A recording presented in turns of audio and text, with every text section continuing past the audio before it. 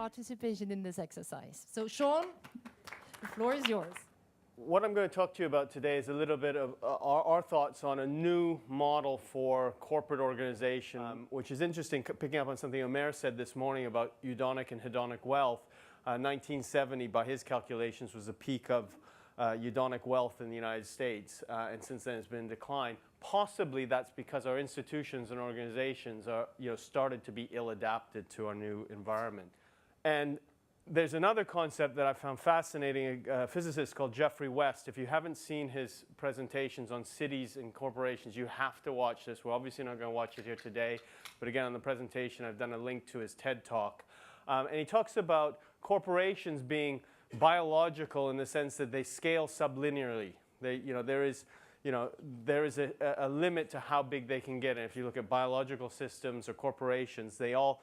And what does that mean, sublinear scaling? It means that they're asymptotic. They grow and then they stop growing, and they reach a maximum point, and then they collapse. Cities, however, scale superlinearly, which means that for every increase in of a factor of 10 in population, all the other factors, wealth, crime, a lot of the other factors increase by more than 1. So you get this exponential scaling, superlinearity.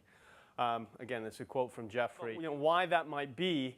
And one of the, I'm massively oversimplifying, but he talks about cities are full of crazy people, and they're full of innovation, and they're self-organizing, they're emergent. Stephen Johnson's book, Emergence, they're emergent. Can we create organizations that look more like cities, less like people or elephants? We do a lot of innovative things, we think, but we actually, in the core of how we're building our company, we're working on this model, which is distributed.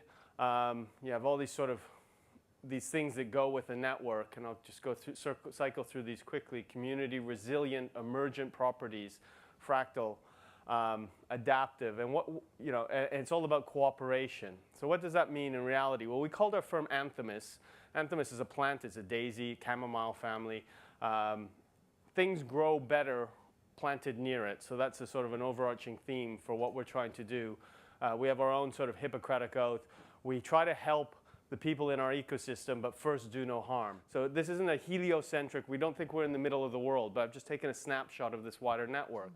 I'm just going to throw a comment out there because the banks are really no different than any other big company, right? Yes. IBM, 400,000 people, yeah. Run by an iconic CEO. Yeah.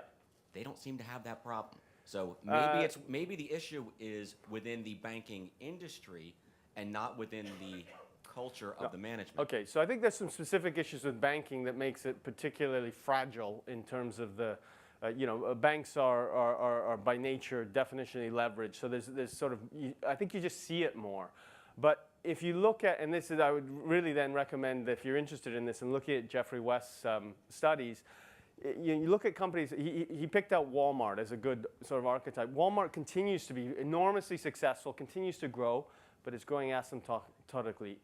So I would sort of hazard to say that IBM is super well managed, it's working, but they will have a hard time, continuing on that path. There is sort of diminishing returns of complexity. No, but their growth rates are slowing. And this is getting away from the noise, but do you think if they were to continue to grow at the pace that they've grown on average for the last century, at some point they would be a 2 billion person organization? Some point not so far in the future. Do you think that's plausible? No, not a chance.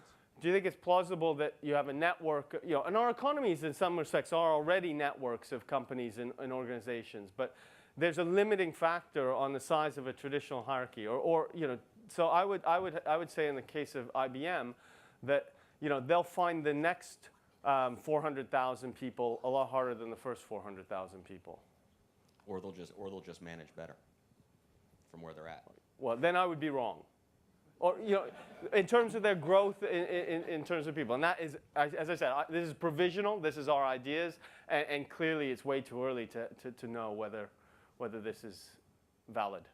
So as we stand in this particular space today, one of the things I want to challenge is to stand up. Let the girl become a woman, the boy become a man. Stand up and stare at the structure and actually realize the change agent that you can be is that the reality of which you're in can change. And we need to remember who made who. We were the ones who drew those structures in the first place. We have the opportunity to redraw them and to rethink and to live differently. We've just got a little movie for you to watch.